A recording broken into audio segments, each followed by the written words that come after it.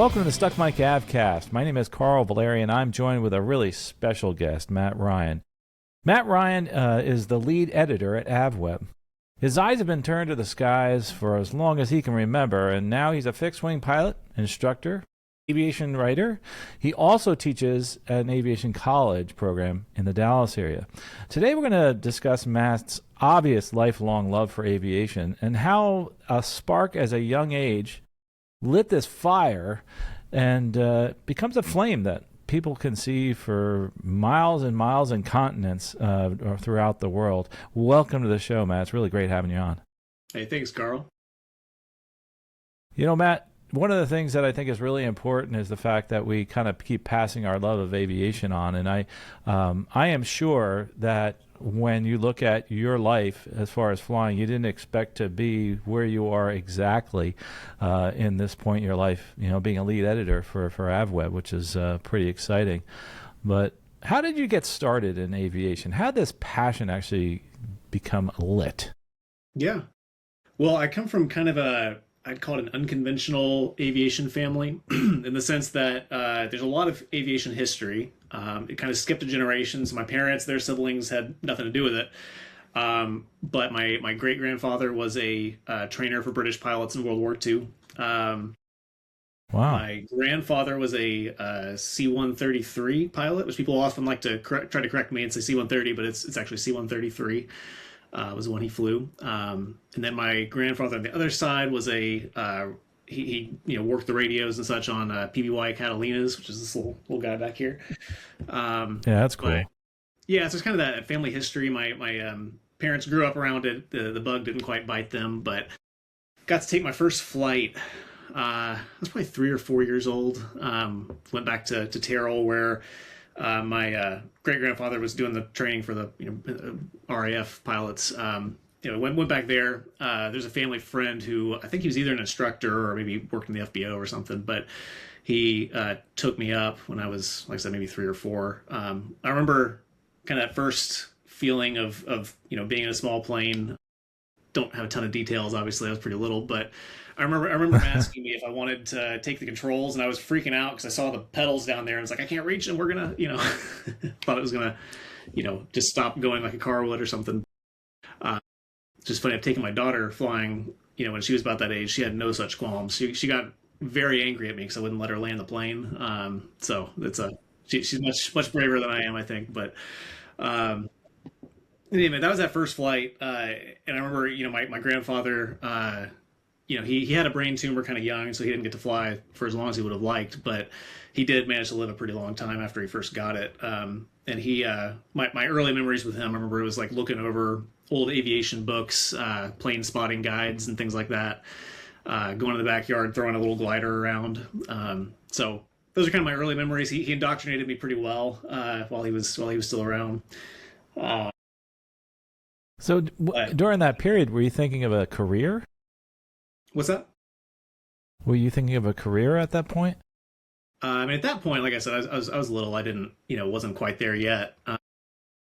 Probably imagined that, I remember like as a younger kid, any 80s, 90s baby, we all loved Top Gun and, wanted to be Maverick. So at some point I wanted to do that sort of thing, going into like middle school, high school, Microsoft Flight Simulator 2004 became a big part of life. Subjected all my friends to doing that the whole time they're at my house growing up. But kind of, I guess the first time that I actually thought about, myself as a pilot, I was in Boy Scouts growing up and had an aviation merit badge, right? And we were in the Dallas-Fort Worth area growing up, and a lot of American Airlines pilots and such around here. And so one of the dads had a Piper Cub and some land with a strip on it. And so we went and camped out there, and he took everybody up for flights. That's kind of my first memory of thinking like, this is awesome. Like this is so cool. Like looking out low and slow. Yeah. I remember my dad telling me, who again, he's not an aviation guy. But he said it was like the most scared he's ever felt in his life because the pilot, looking back, I guess it was like a power off 180 is essentially what he was doing. But he pulled the throttle back and he's like, hey, let's do it without the engine, And my dad on the ground just hears the engine quit as far as he's concerned. And he said he's panicking on the ground as I'm, he's just expecting us to fall out of the sky. But anyway, that experience, that was kind of what was the first time I was like, this could be something like for real, and so all throughout high school, that was kind of what I wanted to do. That was at a time when, regionals weren't paying so well. And so my parents, I don't think they intentionally talked me out of it, but they sort of did for a little while. I ended up going to college for something else and worked some corporate roles for a while. But it has a way of coming back around. I guess we'll get to that. But yeah, it's a disease, right? It's treatable, right? You can't cure it, that's for sure. But it's interesting though. Sometimes little kids say, "Hey, that's what I want to do." They see a fireman or whatever, and they say, "That's what I'm going to do as a little kid." Yours kind of seems like it's kind of developed over time. It was a slow burn. And oh yeah, absolutely, yeah. Slow burn's a good way to kind of describe that. But so anyway, so you got this. By the way, that merit badge is an amazing merit badge. It's still there for the Boy Scouts. If you are in scouting, please go check it out. For the merit badge has been around for many years. It's changed a little bit over the years. I remember I was teaching that merit badge once, and one of the students, I should say, the scouts actually decided to set the transponder to 7700. He actually learned something, not from me, but there was a bit of a scare at that point, especially at the airport we were at. But I digress. As far as moving forward with the flying, now that you've done this in Scouts, now what happens? Do you finally, you're not going to do it as a career? They talked you out of it, so you started along the path of doing it as avocation. Yes, I mean initially. I went to college for journalism, was what I primarily studied there. And actually, just a side note, when I was in high school, I've been a flying magazine and AOPA pilot subscriber since I was in high school. And I remember at a time thinking like, that would be the coolest job. Like, I don't know how you get that job, but that'd be so cool to be one of the people who writes for those. Like, that's really, it's one of those, like, it'll never happen, but side note. But I went on to, initial jobs out of college were like in marketing for a little bit, sort of morphed into this supply chain management job for a little while. Had the opportunity to go live abroad for a while. Like it was all good stuff, provided really well. But I kind of was just, as I'm doing this, especially after we came back from being abroad, it was kind of like, starting a family. I'm married at this point. I have a daughter at this point, and kind of thinking like, I still have 30 or 40 years of career left, and supply chain, it pays well. What I was doing paid pretty well. I was blessed, but it was also never a love, right? I never, it's kind of thinking like, do I really want to do this for the next 30, 40 years? And I also knew that every time I saw a plane flying over my head, like part of me just felt sad that I wasn't the one flying it. And so, it's one of those, like, so early on, before we ever, when I first got out of college, I remember doing something no one should ever do, which is take advice from random people on the internet. I had gone out to Reddit or whatever was popular at the time, and was just like, hey, so I'm a recent college graduate, and I'm married, and I'm thinking about maybe becoming a pilot. Like, is that a good career choice? And I remember just being slammed in the comments, like, no, that's the dumbest thing. Like, no, like it's gonna cost so much money. Like, you're even paying it off forever. And it's like, oh, okay, I guess I won't do it then. Don't take advice from internet people. Anyway, so like 6 or 7 years later, kind of going through this career, still so early career. I've got plenty of time, mid to late 20s. We went and visited my Nana, who was, my grandfather, who was the pilot. We were there looking at old pictures. She was showing us old photo albums of her as a kid and stuff. My daughter was there. She was interested in seeing, pictures of her as a kid, and came across some pictures of her dad, who was the instructor in World War II, and came across this picture that for whatever reason it just like stuck with me. I was staring at it for a long time, of him in front of a plane. It said Texas's first Piper Cub was labeled on the side of it, and I actually have all but the last digit of the tail number was in the picture. So I managed to find I'm down to 2 aircraft that I think it could be. I've gone and tried to hunt that down. So I actually talked to a guy in Indiana who I think might be the owner of it now.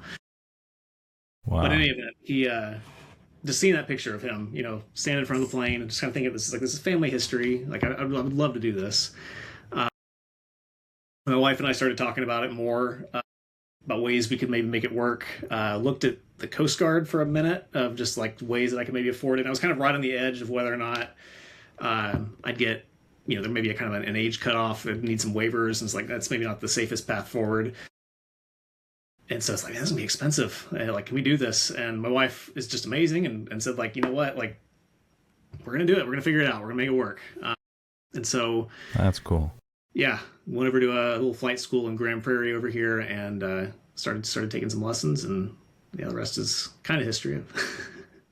So what did you work through? What ratings did you you started taking lessons? And that could mean a private, instrument, commercial. What did you get up to finally?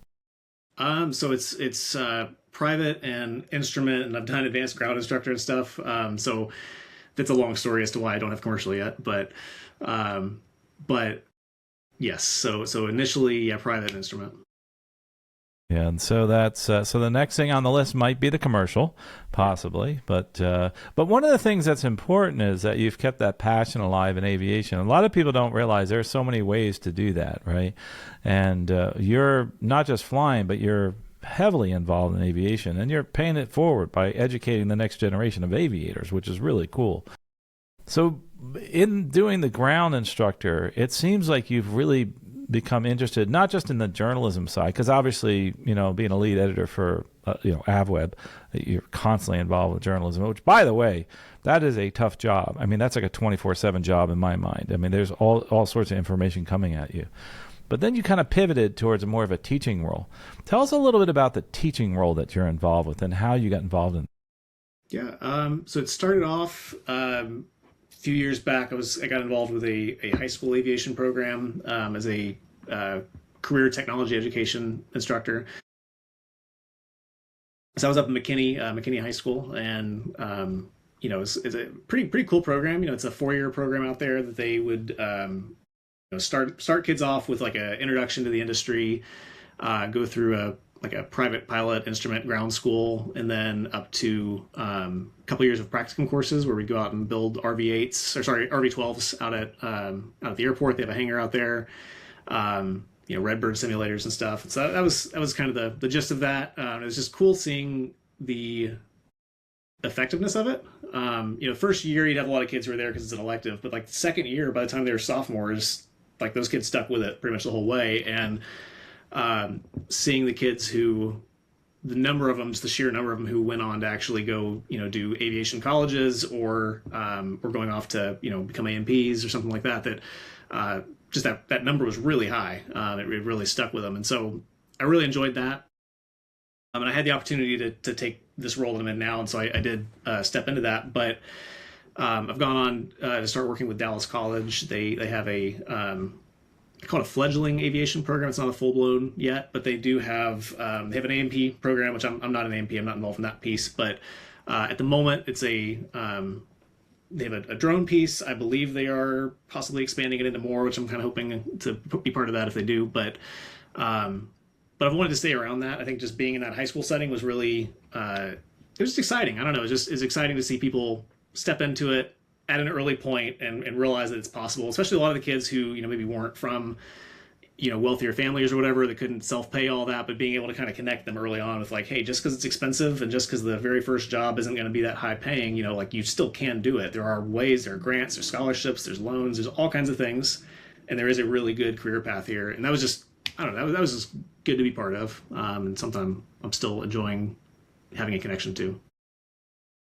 And having a connection to people you're helping with their career. Another thing that's important, I feel, is that even if you're not looking at aviation as a career, it can add to your life. I mean, we're talking about Stuck Mike AvCast, about learning, living, and loving to fly.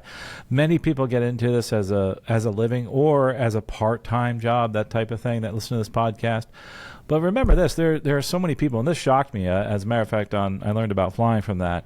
One of the guests actually said, yeah, I don't want to become an airline pilot, but I want to get as many ratings as I can because I want to teach. I actually want to be a physician, but I also want to teach people how to fly. And I thought that was really cool. And the other part of this is the fact that aviation really does add to your life in many other ways. I mean, when you're with the students, what do you tell them as far as how does this affect your life, not just in aviation, but otherwise? What kind of things can you glean from becoming a pilot or mechanic that would help you in other things in life? Yeah, I mean, I think especially when I was there at that high school level, it kind of just the value of being methodical. It applies to so many other things. Checklist usage of just being thorough. Even, if the kid didn't want to stay in aviation, like we talk about that in the freshman year class, like most of you aren't going to probably do the whole program, and that's fine. Like you're going to find other things you care about. But like, if you get halfway through this year and you realize this isn't what you want to do, like here are some of the things you can still be taking, right? You can still be, you're learning physics, you're learning math, you're learning, again, just kind of that really structured approach to the tasks that you complete in a way that you don't miss steps, that you don't, leave things out that are important. We talked a lot about that kind of piece of it, which, carry on to the way you study, the way that you approach other tasks. I think there's a lot of carryover there, at least, for sure. This episode is sponsored by Pilot Council, LLC. You can find them at pilotcouncil.com.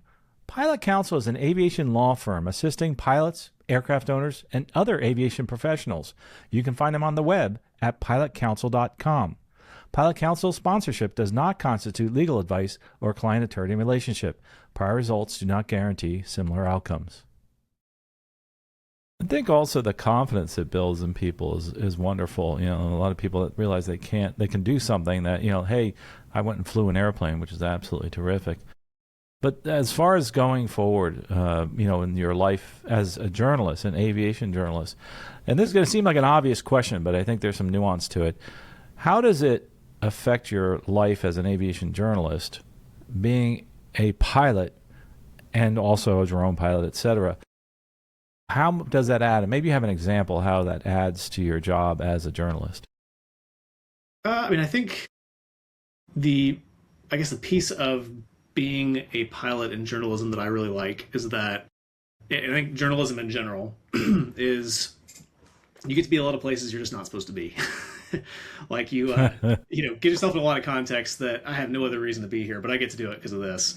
So that's really fun, especially in aviation, of like, there are all kinds of flying opportunities that, for somebody who, like I said, I'm not a commercial pilot, but I do get to go and do these super cool flights that, there's a lot more of it coming up here pretty soon as well of experiences that I don't think I would have otherwise. I get to go do aerobatics, for example. Like I'm going to have a piece in Plane and Pilot coming up pretty soon of a full aerobatic course, which is like, I wouldn't do that otherwise. I think, the piece of being a pilot, and I think about just the way outside of journalism, I guess, that it's been a blessing. It's like being able to make connections with people further away. I'm able to go visit people that, would be too far to go visit, be part of that airport culture.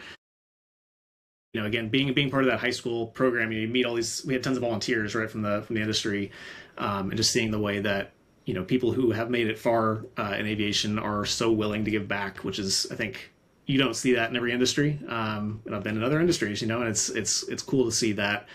I don't think I've met any pilots for whom this is just a job, and just kind of seeing the way that it carries over.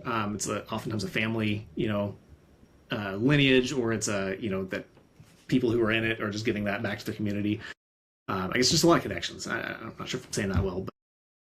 Yeah, no, that's great. I mean, and you also, here's the thing that's interesting about you. AvWeb, there's, to describe it, it's a journal and has many different aspects to it, AvWeb, but mainly it's general aviation, is that correct?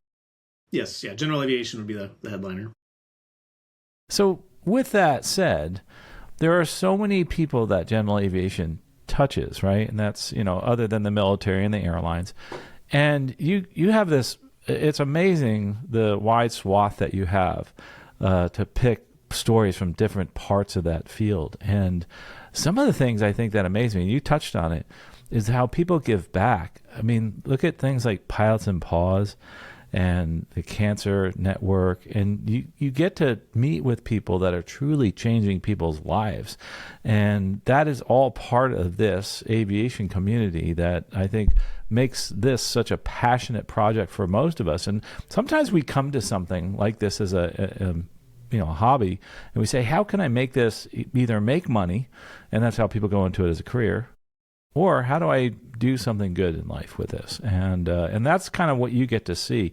What's a good example, maybe an article you did or a story that you got to see where somebody was doing something good, something that was really changing other people's lives? Yeah. Well, like there's a story that's upcoming. We haven't put it out yet, but it's local airports working with like wildfire agencies and things like that of just kind of the way that airports are integrated into the community, the way that they are supporting their local communities. I think that's one of the things I've found. I haven't been here for that long at AvWeb specifically, but in the time I've been here, I've seen a lot of stories that have to do with kind of like the landing fee issues and all that, where there's kind of a perspective of aviation needs to be kind of pay to play. It's not a public service necessarily, but it's cool seeing these kind of stories of how airports and the airport community is part of the broader fabric of their communities and the way that they are kind of a vital resource. And so I think seeing stories like that, which again will have to have that come out on its own, but seeing stories of the ways that they do contribute and the way that people who again may or may not be professional pilots, but the way that they are contributing to a greater good for the community has been, I think, very encouraging. So would you say that most communities embrace aviation and general aviation as part of their community, or is it more of an adversarial relationship? I think it depends on where you are and kind of how much it's woven in. I mean, like areas like, like Dallas-Fort Worth area, there's a lot of pilots and a lot of aviation. It's very much woven in. And so I think, in my experience at least, it's generally seen pretty positively. But I do know there are other communities where either it's gotten too busy, maybe where people don't who maybe move close to an airport or whatever, they don't quite understand the value of it. It happens. I think it's a spectrum of people. There's not one answer for that. No, absolutely, yeah. It's changes. It's different everywhere. I mean, I live in Lakeland, Florida, and right off the end of the runway, and there's people that leave town when Sun and Fun happens because they don't like all the noise of the airplanes, and it's just 1 week a year kind of thing.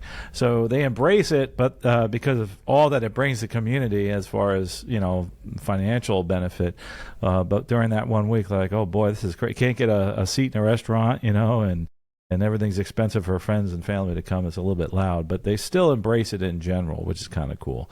But so going back to your training, you talked a little bit about the commercial and challenges. What challenges did you have along the way? Because it sounds like you've had this storied life, as far as aviation being part of it, from even being part of training of the RAF with relatives to, now being involved in a college aviation program.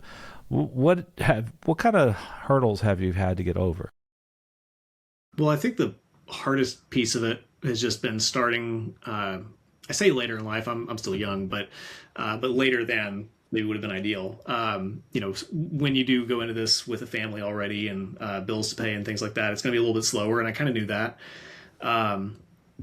But approaching it part-time has its challenges. I think about one of kind of the issues that we've covered a little with AvWeb too is the challenge of scheduling a DPE, which is played into why I don't have a commercial yet. About 3 years ago or so now. The story of me trying to get my commercial began of like I said, I was in the supply chain job and I kept that throughout most of my training. But I got to a point where I was there were just things going on at my old company. My boss had been let go and there were layoffs happening. And I was kind of like, I'm kind of ready to move on. So I found another school that was owned by a DPE. And I thought, hey, this will be a quick thing. It was kind of sold to me as like, hey, come here, you'll finish it in 2 weeks. And, we'll check you out. You'll be good to go and go straight into CFI. And I was like, that sounds great. Got there and then just sort of the Part 61 life, the instructor, I start with him and then he goes on vacation and then I, comes back and then I go on vacation and then comes back and then I think he had a baby and so then he's gone and then comes back and I gotta keep retraining these things. It's all normal things that happen, but then you get to the point where he flies me one day. He's like, all right, well, hey, I would sign you off, except that the school has a policy that the instructor has to be there the day of the check ride, and I'm leaving for the regionals tomorrow. And I was like, that would have been good to know. Boy. And so at that point, it was either retrain with somebody else there, or I opted to get in touch with an old flight instructor I'd had previously that had flown with for instrument, and was like, hey, I fly well. If I do a full check ride with you and just do a full mock check ride, if it goes well, would you sign me off? And he's like, yeah, sure. And so I go do that with him. They don't have a DPE associated with them though, and so he signs me off, and I think it was going to be a 3-month wait or so for a DPE. And so meanwhile, I've already quit my job, so I'm living on savings and getting uncomfortable. I started kind of taking some side gigs, which is kind of initially how I got into what I'm doing now. Is started doing some aviation writing on the side. But there was one job that it was going to pay quite well. I really needed it, but it had to start the exact same day as the check ride that I had scheduled, and it was that or no money. So it's like, okay, I got to do that. That gets rescheduled, and then it's another month or two. Bad weather gets rescheduled, another month or two. DPE sick, another month or two. Bad weather again, another month. It was ridiculous. It was like, I think 9 times. And, wow. And by the time that all sort of got to that point, I had some of the gigs I've been doing had me traveling quite a bit. And I started kind of getting a preview of the airline life that I was kind of expecting to go into, at least kind of the non-seniority airline life, I should say. And at that point I had three young daughters, and, married, and kind of wanted to have a good family life, and realized this wasn't really that particular piece of it, of being gone so much, wasn't working well. And so I already had some side aviation writing going on, and was kind of getting into some of the education side of things, and that was starting to open some doors. And so I decided, at this point, these paths are already opening up, these doors are already opening up, it's going to be a good fit for family life and for things I'm interested in. And so I kind of just decided, we're going to go with that path, and haven't regretted it at all. I think it's the unexpected doors that open are often the best ones. So absolutely. And the big part of it too, I think, is the fact that you are so involved in general aviation now. I mean, GA has become your life, especially with AvWeb, and it is an exciting place to be. And I think the big part of it, it's so varied. And if you ever notice airline pilots, they kind of gravitate towards GA, and a big part of that is the freedom and the diversity. You go in an airline, and yes, we get to change routes and things like that. That's what I do for a living. But, you're pretty much going the same place a lot of times, and it's cool. But in GA, it's just so neat to see things that happen so fast that you can't see at the airlines, either because of regulations or because of the fact that, things take so long for them to be integrated within an airline, whereas you get to see a diesel engine in an airplane, and you're not going to see that for a long time in anywhere else. I mean, there's so many cool things, like even in the experimental world. So I think that's really awesome. But with all that said, I mean, what do you think is next as far as the kind of your journey? First of all, your flying journey. What do you think is next as far as a flying journey, provided you can find a DP?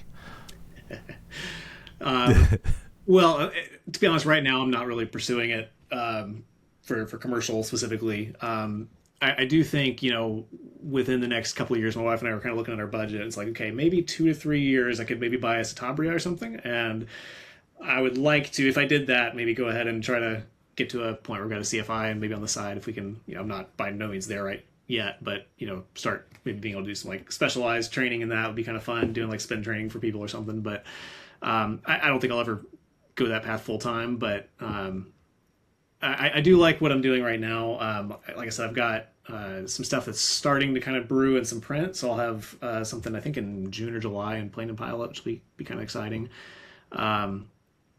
But at AvWeb specifically, like I said, I'm relatively new to the role, but we are starting to move into, kind of have a budget to start doing more flying. So we've got a fly-in over the summer I'll do with my daughter. That'll be pretty cool. It's like a 20-hour round trip cross country with her. Just things like that I think just leaning into the experiences that are open to me because of where I am, that I'm excited about right now. Speaking of AvWeb and the internet, things have changed so much, right? And people are not looking so much for information, right? They're looking more, and they need information. They can find it, but they're looking for a connection. They're looking for something that will be a little bit different, and people that can bring that to them. And that's, I think, what's neat about AvWeb is the fact that, you're actually connecting with people online. It's because, if you want to find out about a carburetor or whatever, you can go out and find that on a search or in a chat GPT. But if you want to find out people's experiences or listen to a manufacturer talk about that specific carburetor or whatever it may be, that's why you have journalism, and that's why you actually connect with those specific people. And that's the cool thing is, in my viewpoint, I don't think you'll ever have AI replace those people, because we all have our favorite journalists. We also have our favorite people within the aviation world to talk to. What have you seen as far as that's concerned, as far as the shift into the type of journalism and the type of writing that's been happening now we're into this AI world? Yeah. I think, AvWeb has historically been very much news briefs, and it still is. Reality is, I think if you purely just want news updates, you could go to AI and just type in something and get a bunch of briefs like that. So, right. The goal really is to start leaning in more to, features and stories of, again, more the human aspect. And so that's something we're actively working on doing a little bit of contributor recruiting, and then trying to do more on the YouTube side of more of the experiential stuff. So there's a lot coming on that front here in the next 6 months or so. But yeah, I think that's one of the reasons I think AvWeb has a very active comment section. For example, people like to connect over whatever the story is, and again, I think that's at this point it's less about news bulletins than it is about trying to tell individual people's stories. So that's kind of where we're moving. And the conversation.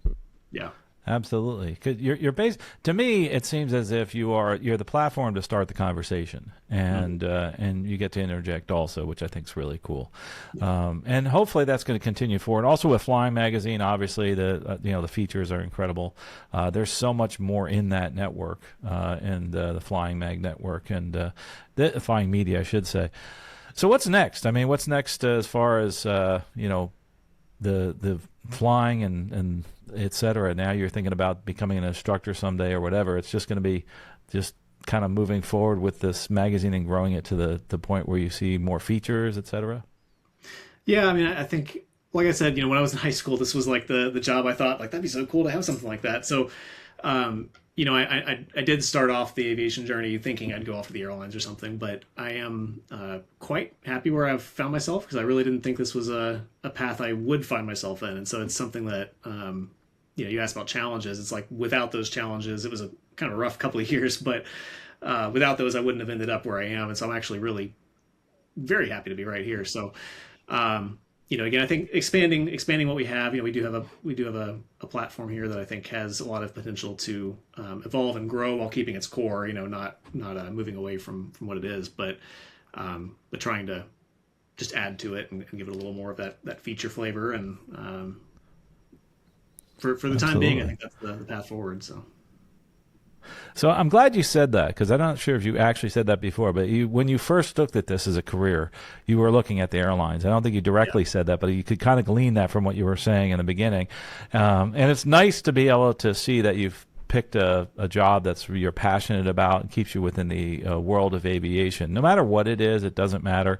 It's just the fact that you're in aviation. It could be working for the airlines. It could be working on turning wrenches on airplanes, looking at experimental aircraft, the news. There's all sorts of great stuff that's out there.